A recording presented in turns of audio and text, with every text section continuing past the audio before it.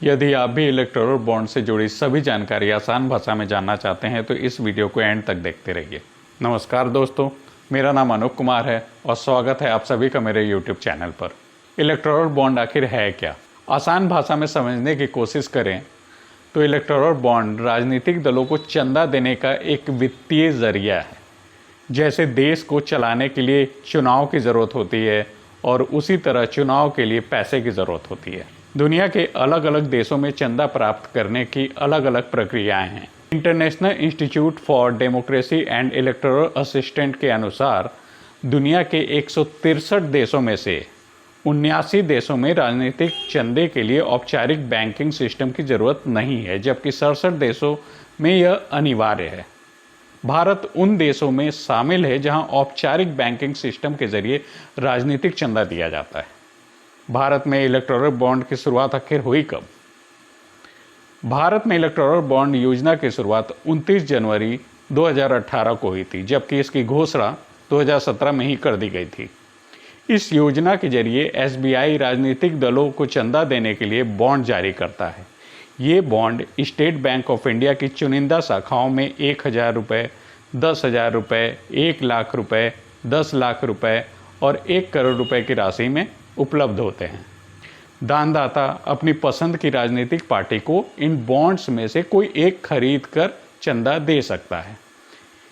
ये बॉन्ड साल के जनवरी, अप्रैल, जुलाई और अक्टूबर महीने में सिर्फ 10 दिन के लिए ही उपलब्ध होते हैं। इन बॉन्ड्स की वैलिडिटी सिर्फ 15 दिन होती है, यानी राजनीतिक पार्टियों को 15 दिन में इन बॉन्ड्स को अपने अकाउंट में कैश कराना होता है।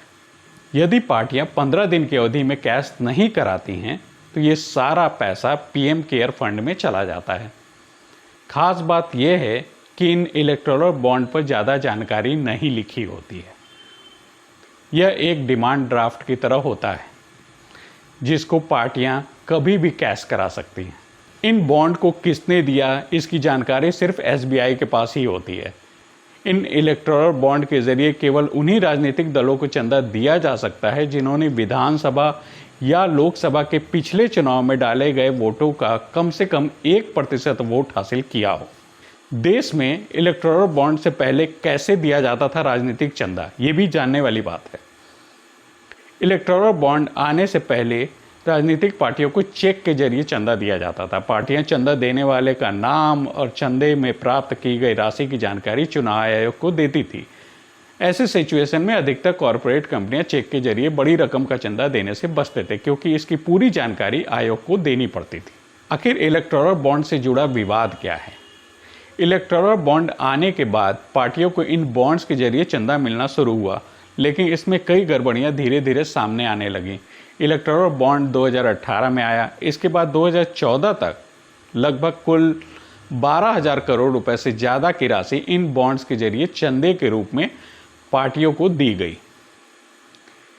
इतनी बड़ी राशि चंदे में मिलने के कारण रिजर्व बैंक ऑफ इंडिया का कहना था कि इससे देश में मनी लॉन्ड्रिंग की समस्या उत्पन्न हो सकती है, जबकि चुनाव आयोग का भी कहना था कि इससे चुनाव में पारदर्शिता में कमी आ सकती है। इन्हीं समस्याओं को देखते हुए एडीआर यानी एसोसिएशन ऑफ डेमोक्रेटिक रिफॉर्म ने सुप्रीम कोर्ट में एक याचिका दायर की कि इलेक्टोरल बॉन्ड से मिलने वाले चंदे में पारदर्शिता नहीं है, इसकी जांच होनी चाहिए।